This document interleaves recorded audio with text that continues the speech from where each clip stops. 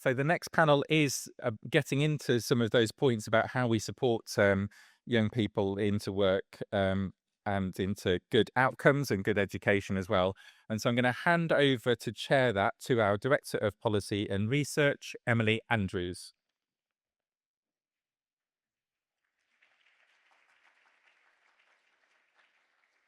Okay, I have the Brittany mic. Yes, it is working. Excellent. Says the rest of our panelists would like to come up and take a seat. Anywhere you'd like. So we've got Sarah, then we've got Emma, Gemma, we've got Alex. Yes. Do we have our other two panelists are just getting themselves together? Okay, so while the rest of our panel is getting themselves mic'd up, I'm going to get us started because I think we've got a lot of ground that we want to cover today. Do I sound all right? Can I keep going? Yes, great. Okay. So you don't need me to tell you that there are 1 million-ish, depending on how you count it, neat young people. And that's not just because you've already heard it multiple times. It's not actually, I think, just because you are all employment and skills professionals, but it is because this is an issue that has had extraordinary political cut through, right? I think almost anyone in the country will know that we have a problem around young people not in employment and not in education. And, our Prime Minister in waiting gave quite a chunk of his speech on Monday to talking about this particular challenge. So we've got a really big problem, but we've also got huge political salience. We have this moment of actual opportunity. And also we've got a huge amount of activity going on. DWP has been doing a lot of things. You've heard about that. Everyone in this room, or many people in this room, are engaged in doing things about this problem already.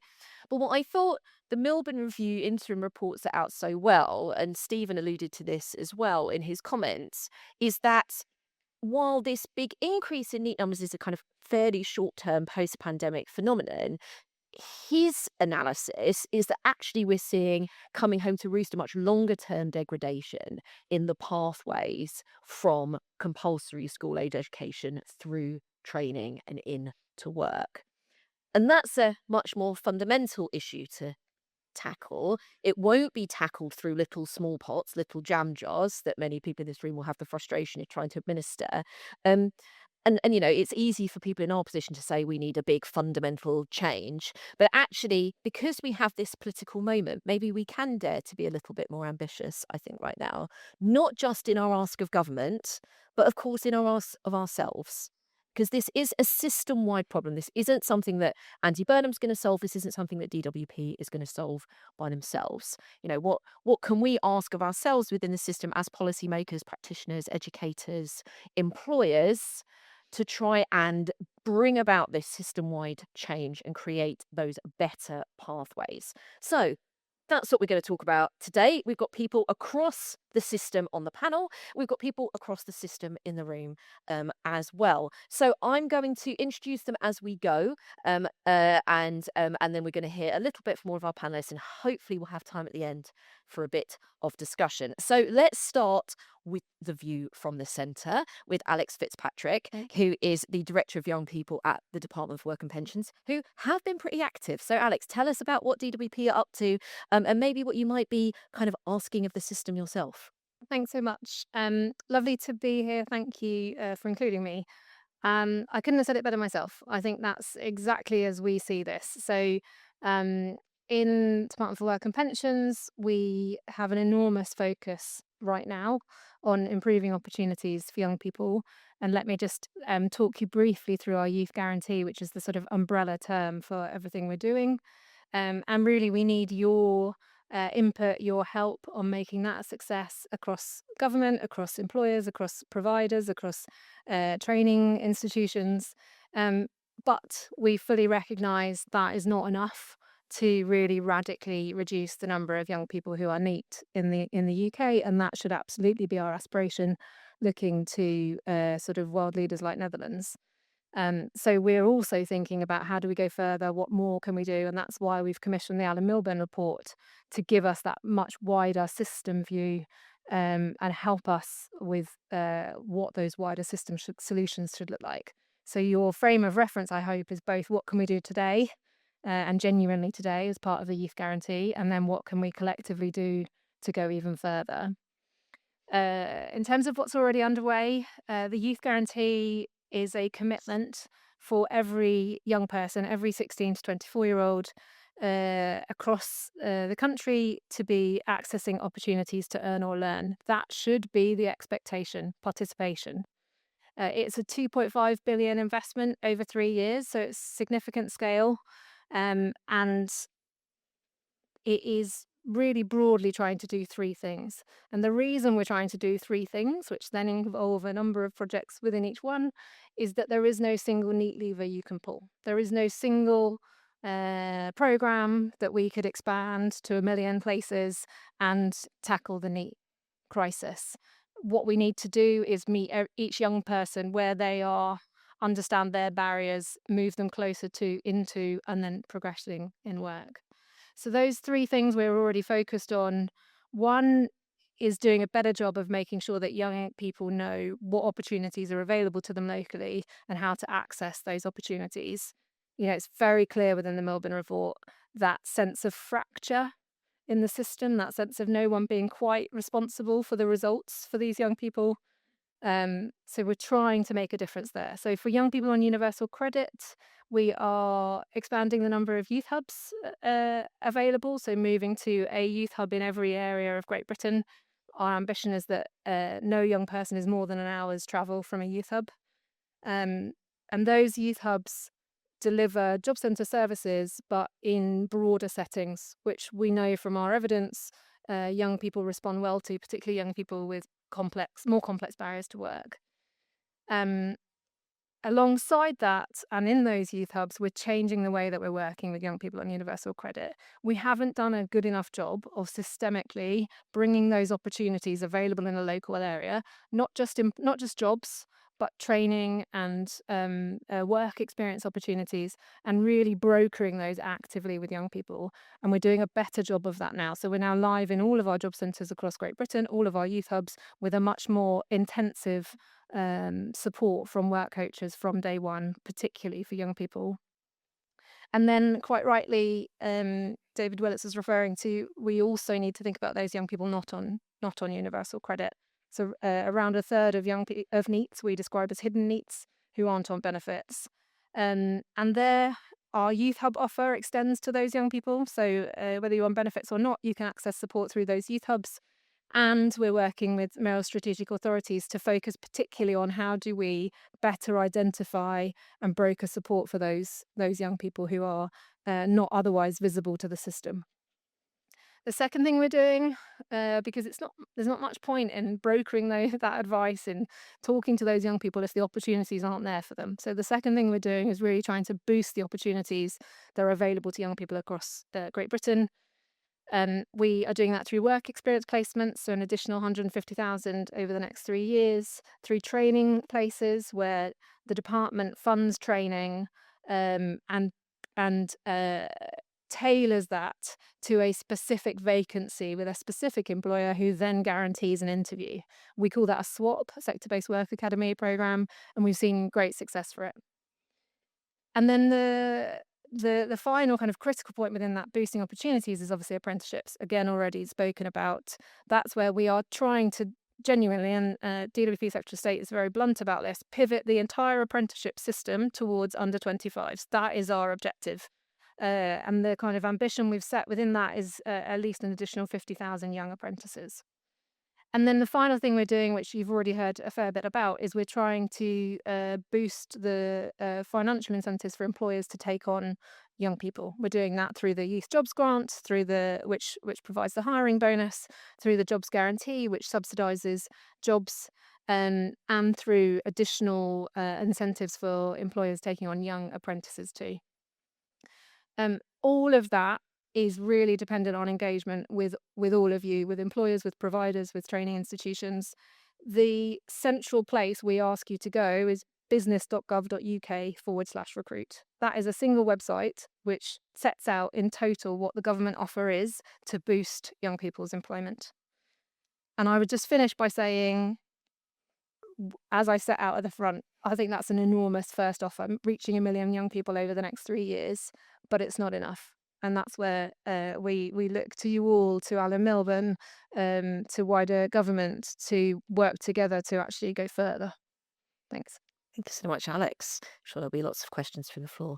But we're going to hear from the rest of our panel first. Just so you know, we're going to go Sarah, Louisa, then Subra, then Gemma. So you're now prepared.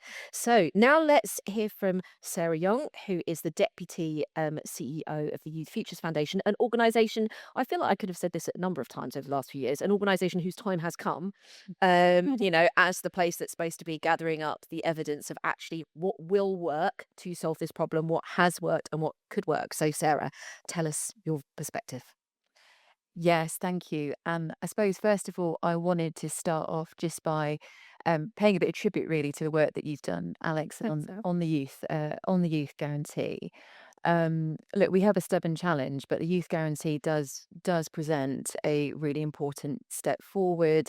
It is much more thoughtful about thinking about that young person's journey through the employment system, and it is trying to take much more of a system approach.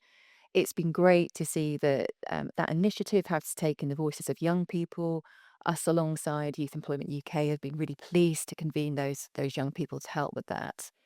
And of course, it has secured like new investment, which is really, really difficult in a tight fiscal environment. But of course, having said all that, we know we've reached over 1 million young people not being in education, employment, and training. So we will absolutely need to do significantly more if we want to tackle this properly. We will need to build on this and to supercharge that offer. And as Alex said, hopefully the Milburn Review gives us that impetus, that opportunity to really push that forward, make that investment case, and go further and faster. And evidence, as Emily was alluding to there, is really important. Evidence should help us guide where we put our investment, where we put our money to drive this forward to be most effective. And so I just want to touch on what are some of those things that we should think about. And I'm going to go back a bit here to comparisons with other countries. We've heard a bit about that this morning, but there are some clear things that countries that are much more successful than us on their youth participation rates do. So the first thing is they are much stronger at early and sustained engagement and transition support for young people. So, education systems in countries like the Netherlands are thinking from the outset about participation in the labour market. There's much more employer enriched learning throughout that. There are more pathways. The support is more personalised. The education system is thinking about that from the start. So there's something here to take in here, and there's something that at this point doesn't quite work between our education system and into our employment system that we need to change if we're going to move forward.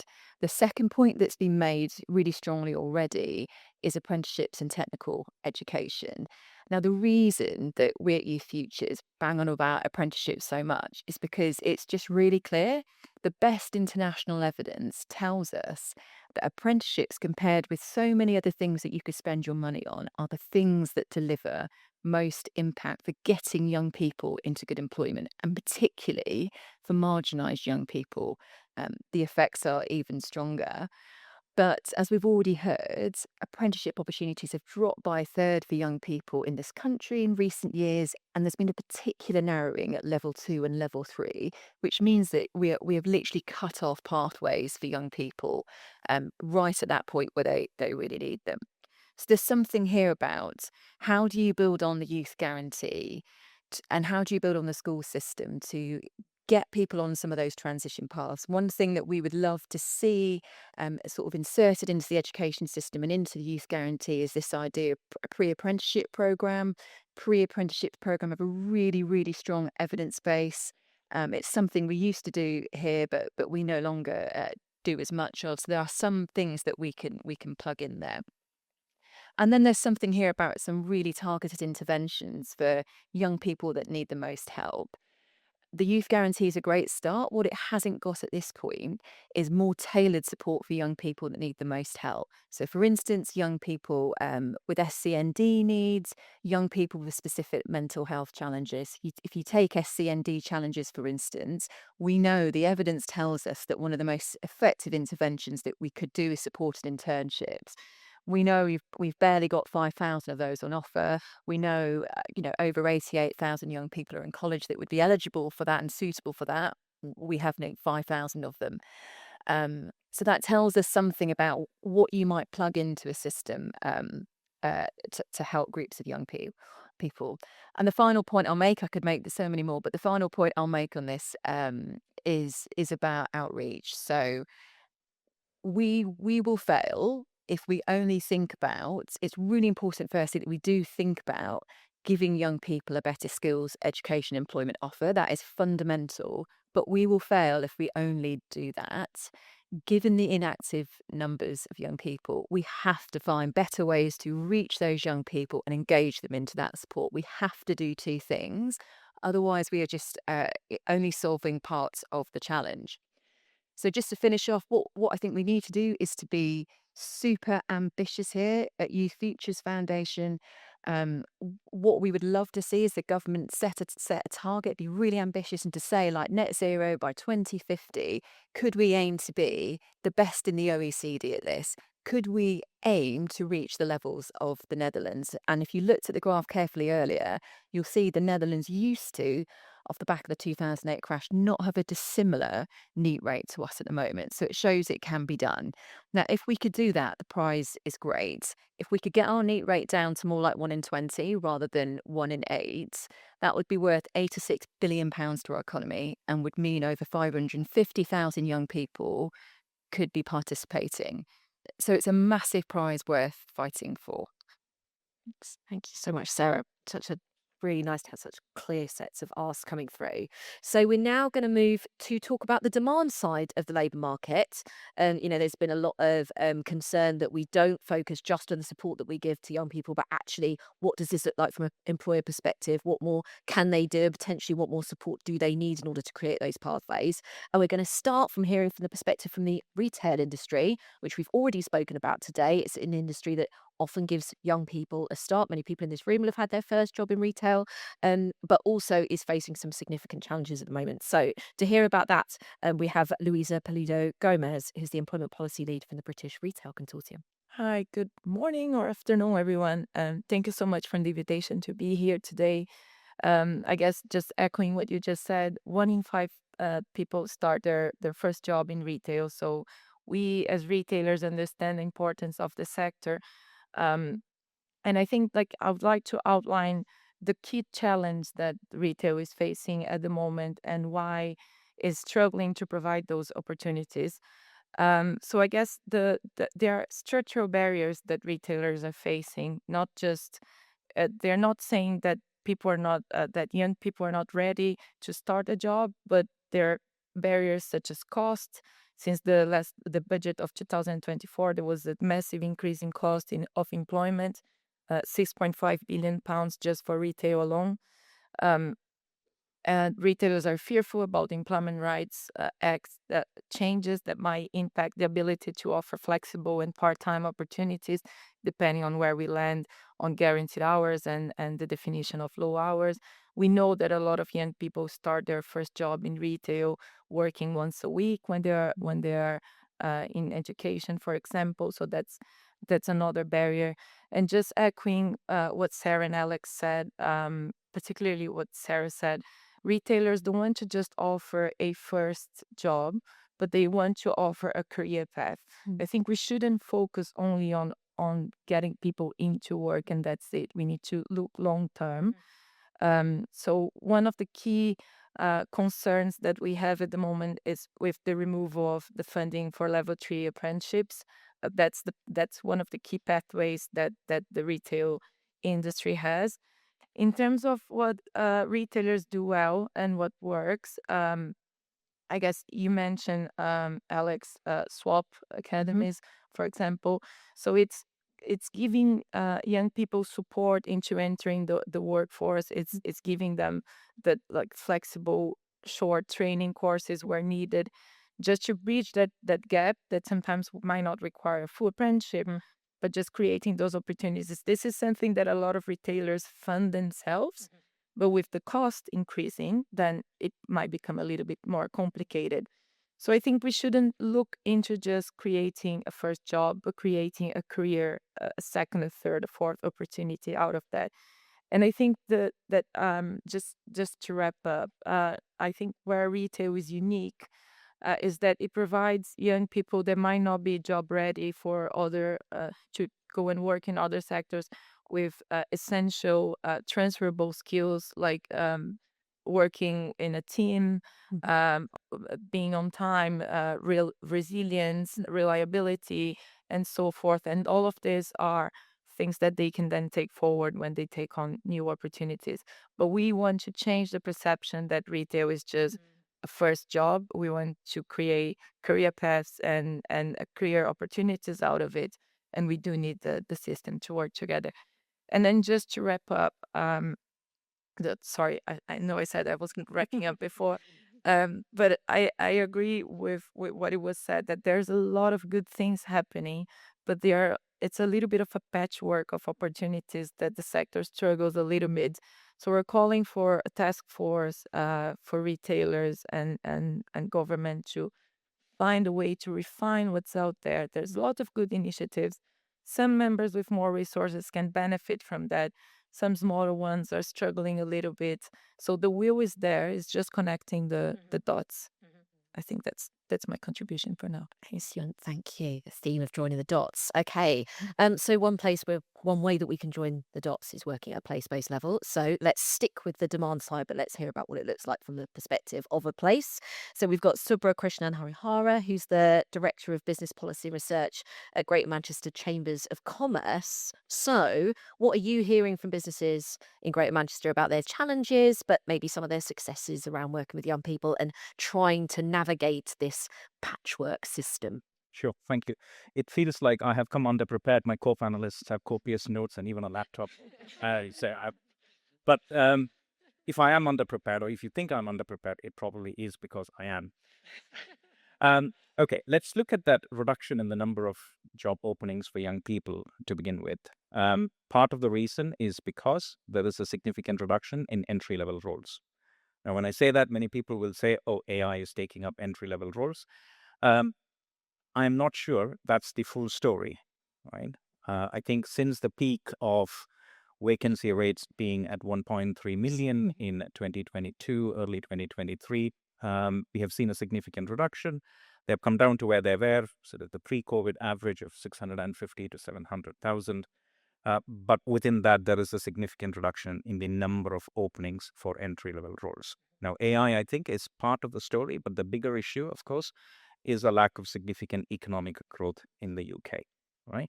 And so when we focus on employment for young people and getting more and more people out of need, we should not focus on just that issue because it is that patchwork approach. It's what Luisa said, we have to join the dots. Economic policy has a significant impact on what business reactions will be, right?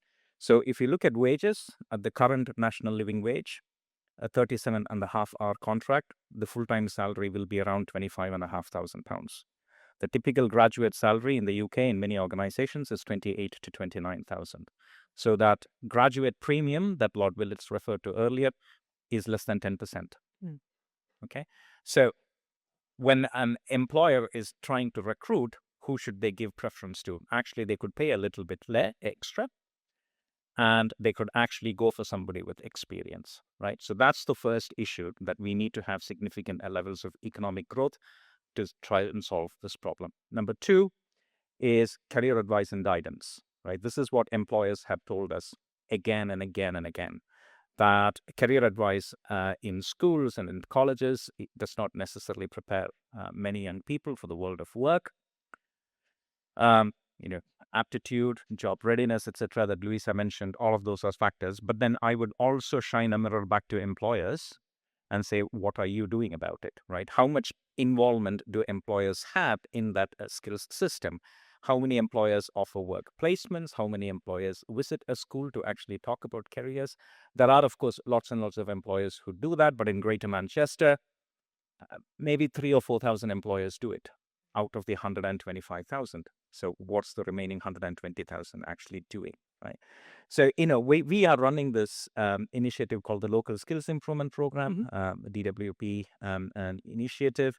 And one of the questions that we asked in our survey to employers is, who do you think has primary responsibility for solving the skills crisis in the country? About 50% said government, right? About 20 or 30% of the respondents said training providers, right? And about 20 or 25% said employers. Okay. So we also need to look at career advice and guidance from both sides. We need more and more employers, and that's an ongoing challenge for us. It is in our priorities to get more and more employers involved in that career advice and guidance, so that they are giving enough information to people about what opportunities are available. And then the final point is about what the colleges are actually doing. The colleges do a fantastic job, and so do the apprenticeship providers and the other independent providers. But I think we need more and more employer influence, but we also need for them to be able to navigate that policy landscape, which is so complex, a bit easier. Okay, that's true for the providers. It's also true for the employers, because it's a significantly complex system. In GM, there are about 4 or 5 gateways to get information about P-levels, apprenticeships. We have MBAC. So again, that's not just a GM problem; it's a national problem. But if that is the situation in GM, and we are trying to kind of consolidate all of this through the GMAX website in GM, well, we need something, a one-stop shop for employers to access information and advice about careers and what opportunities are available. Thank you. Great, you don't need notes. So for our final panelist today, we're going to now bring it back to the young people themselves, right? So we've talked about the demand side. Now we're going to go back to those young people who are being supported. We're going to hear from Gemma Johnstone, who is an operations director at Maximus, who's going to talk to us about, based on their experience with customers, what are the barriers that are facing young people, and what do we need to put in place to make sure that these kinds of supply side interventions can achieve really lasting results for young people. Yeah, thank you. Yeah, I'm very much the boots on the ground operational perspective, I think, bringing here. So, obviously the contracts that we deliver at Maximus are generally all of that policy. We are then implementing that in day-to-day life. So, as we mentioned earlier, we're working with more than 20,000 young people. But it is fair to say, anyone here that's a provider, we have seen that clear and steady increase in the rise of young people that are joining our programs. And to put that into perspective, 18 to 24s are now the largest cohort of people that we see on the program. They make up 1/3 of all of our program starts each month. So that was 600 people just on the contract I look after in June, which is a pretty stark number. It's a huge number.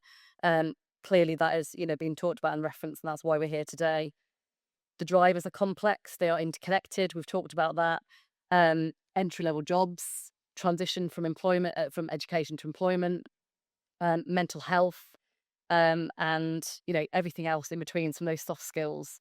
But I just wanted to pull in actually about the health piece, because what we see from our data is and we know that about half of people in 18 to 24 declare a health condition. One of the things that we will do is an initial diagnostic with our young people, well, with everybody actually, but of course young people. And the highest propensity of barrier is anxiety. That is the number one barrier that comes out, very closely followed, as you can imagine, by work experience and help with job search. But lots and lots of people are coming to us with that as their primary, as their perceived barrier. That isn't us telling them, that's us sort of collecting that data. And when I think back to, and I think Guy mentioned it earlier, but we were making some mistakes around when we were 15, 16, 17 in our first jobs, learning, figuring that out. So many people are coming to us, they've never had a job. They've never even done work experience. And so some of those what we might regard as silly mistakes, or things that seem so natural to us as ways in which dealing with employers or first day nerves, it's absolutely normal. It's absolutely typical. But for them, it is just anxiety on anxiety, sort of a building picture for them. And I guess the flip side is actually we're pretty good as a sector at getting people into a job, and that's brilliant. But I think the stark reality is it's keeping them there that's the problem. And I think the lady at the back asked the question earlier about, are we asking them, are we putting you to the right job? And I think probably, we absolutely need to do more of that and ensure that we are really honing in on what they want to do. And I know a lot of people here have talked about apprenticeships. We do a lot with apprenticeships, and guess what?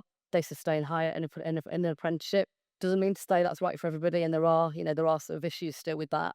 Um, and there are lots of jobs that people go into that are great jobs. And I think to your point, Louisa, it's trying to build that career.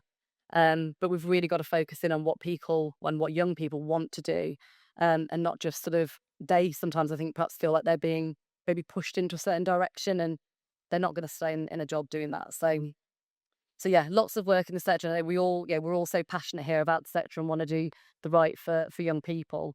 And it's a clear challenge, but one that we're all really up for, I think, which is great. It's great, thank you.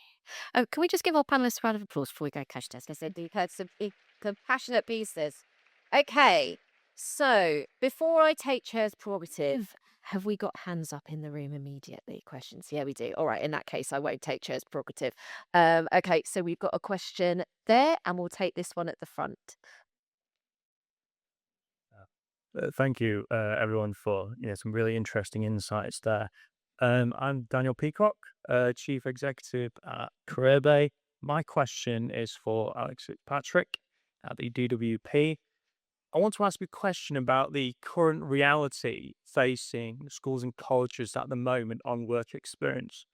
We've got a situation where schools and colleges across our country are being charged for access to work experience placements by private companies, with this cost being passed on in many cases to children and parents. This affects people from disadvantaged backgrounds, and it creates a pay-to-play model for work experience across the UK. In an environment where the youth unemployment crisis continues to grow in this country. I've spoken to pretty much every single government department on this, DFE, DWP, UKRI, Innovate UK. I have a written response from Georgia Gold, the Minister for School Standards, to my MP, John Trickett, talking about funding careers hubs.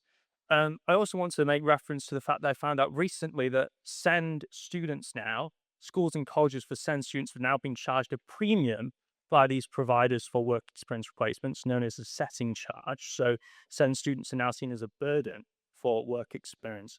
I want to ask the question specifically to DWP.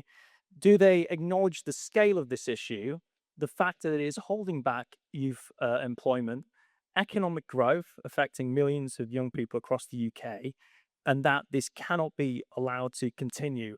I also want to make reference to the fact that the 2018 Youth Select Committee report published to UK Parliament in 2018 also highlighted the need for this to change, and that had commentary from the CEC as well. Thank you. Okay, thank you. So we've got a specific question there about access to work experience and payment. We had a question at the front here.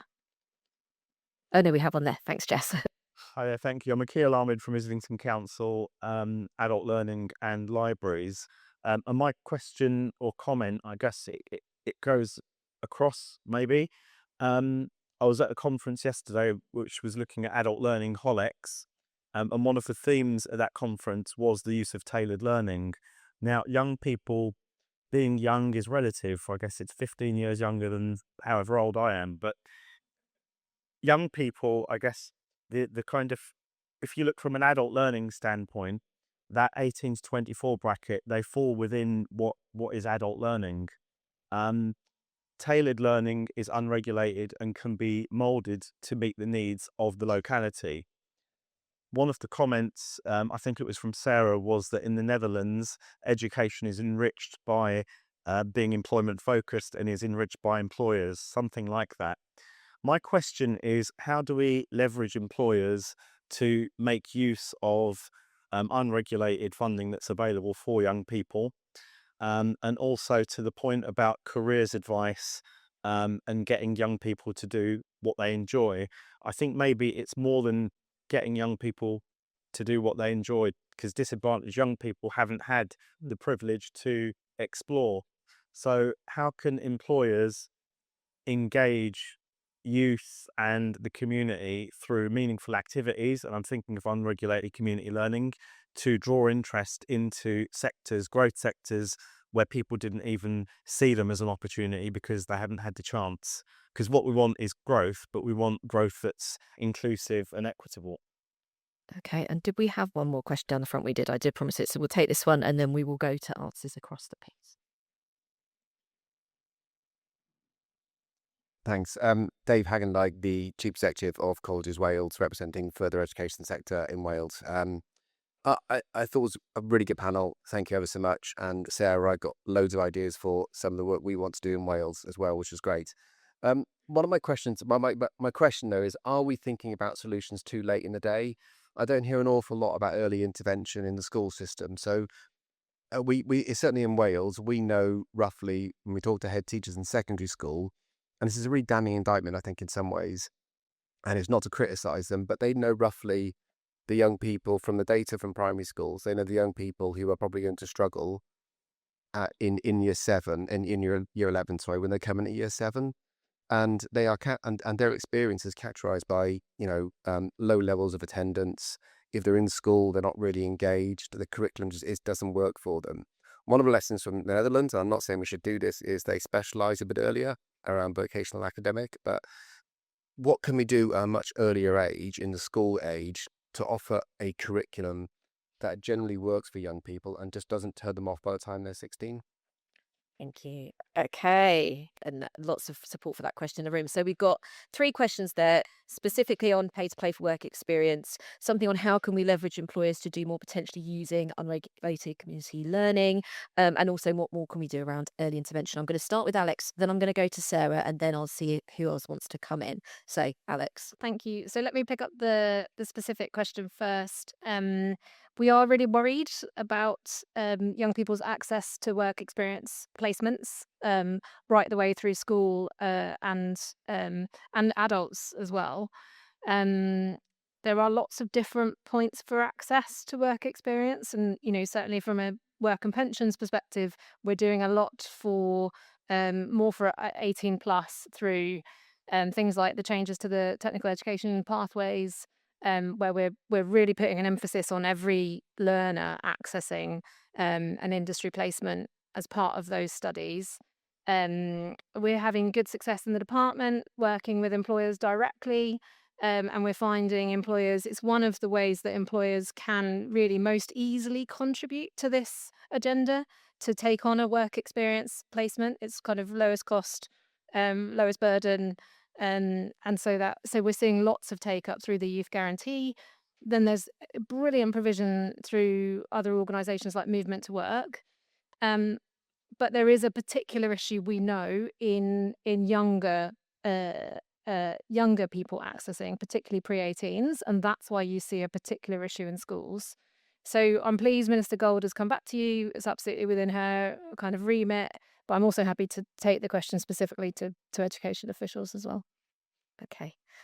Sarah, did you have a response on any of the points?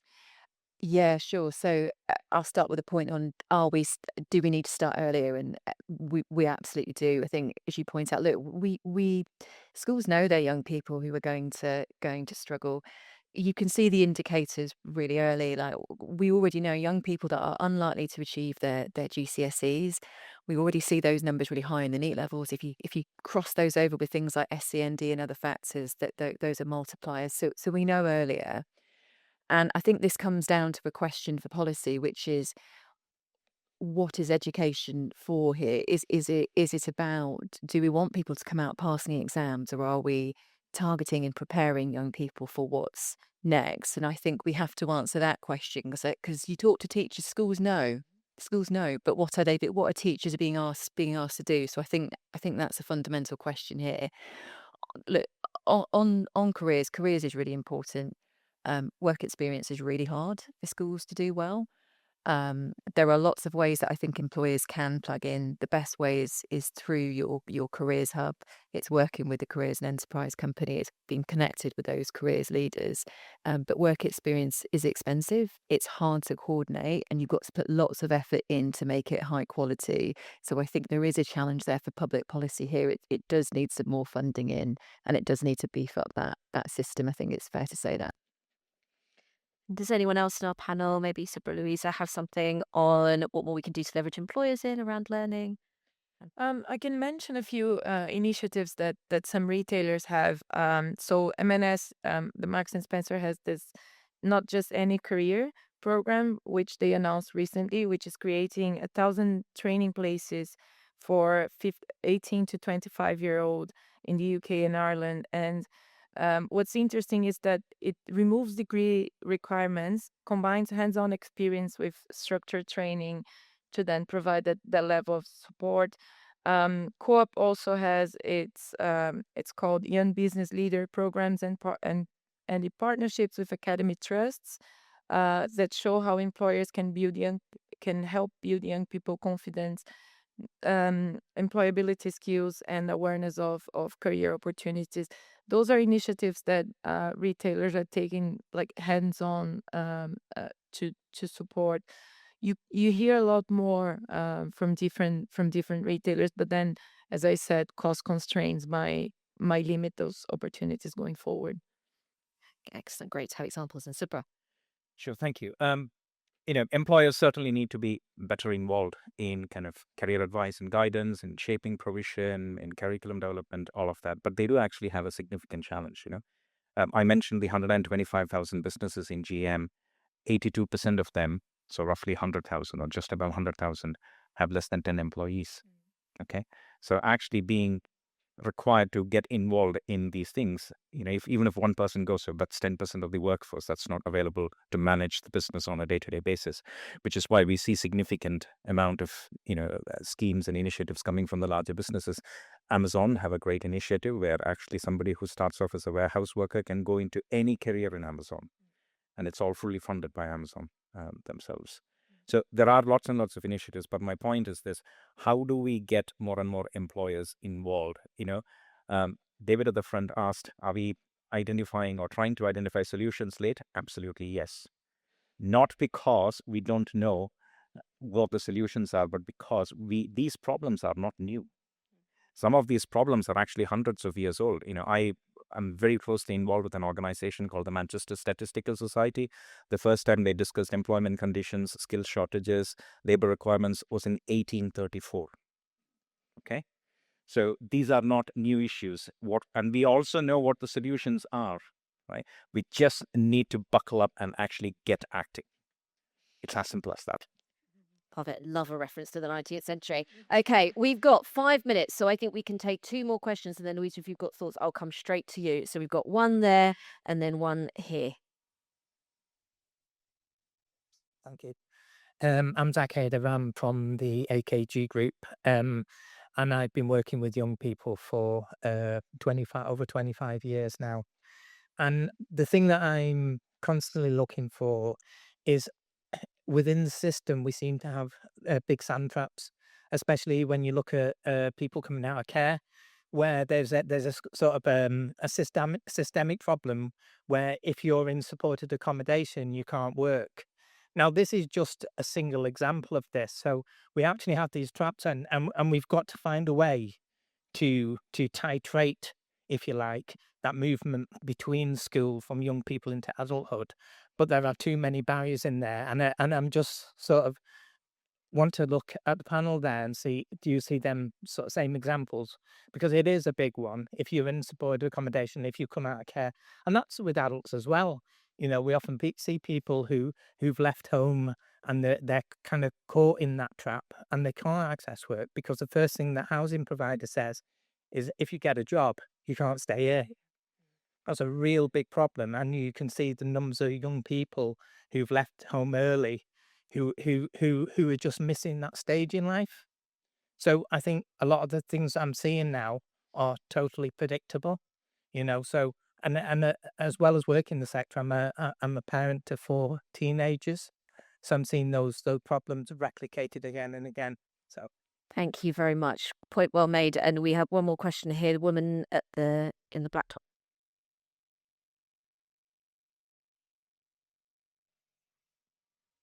Hi, I'm Dina. I'm from Their World, global organization supporting education. And my question goes around those topics, and maybe Alex or Sarah, what's the role of nonprofit organizations in this topic, and what else can be done to liaise with employers and with, of course, the government and policies? Thank you. Lovely. Okay. So we're going to go to Louise first. Sorry, Gemma. Why did I kept calling you Louise? I'm so sorry. We've got Louise down there. We're going to go to Gemma first, and then I'm going to give the panel a couple of 30 seconds to finish us off with. So, Louise, Gemma. Yeah, Zach, I totally agree, and we absolutely do see that on the Restart scheme, and I think it is definitely a policy point if DWP can look at, and I know previously has been reviewed or certainly discussed within Restart, because it is that trap. So somebody's in care or they're in certainly supported housing. Quite often they can stay there, but the bill is totally untenable. So not only are you now entering a new job, you're now got to find a new place to live, and all the complications that come with that, and lose all the support. It's too much. It's too much to expect anyone to be able to go through that. So yeah. Okay. Alex, yeah. Thanks so much. Yes, totally recognise it, and we are looking at it to see what we can do in response. Another one, a similar kind of, I think you could just a similar issue that we're interested in is how universal credit rules at the moment are disincentivizing young people to take up apprenticeships. So there are, yes, we're aware of those issues, and we're doing what we can to make change. And then on your point around non-profits, all of this starts, I hope it's clear, from a perspective of it has to be in partnership.